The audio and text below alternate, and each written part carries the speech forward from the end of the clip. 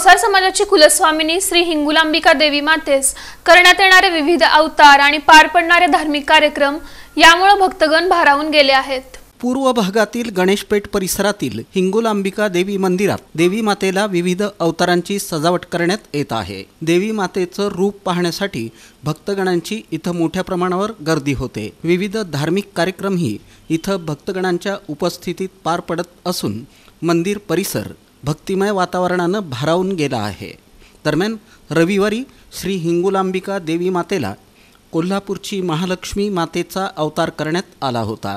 यासह दररोज पहाटे अभिषेक, आरती, महापूजा आदी कार्यक्रमांना मान्यवरांसह भक्तगणांची गर्दी श्री हिंगुलांबिका देवी मंदिरात दिसून आली। दरम्यान रविवारी पहाटे 5:30 वाजता अभिषेक दिनेश सदानंद माळवतकर परिवार यांच्या हस्ते करण्यात आला, तर रात्री 8 वाजता श्री हिंगुलांबिका देवी मंदिरात हलग्यांच्या कडकडाटात छबिना मिरवणूक काढून आरती आणि विडा संदीप बापू ढगे तर नक्षत्र आरती वैभव दीपक महिंद्रकर यांच्या हस्ते करण्यात आली।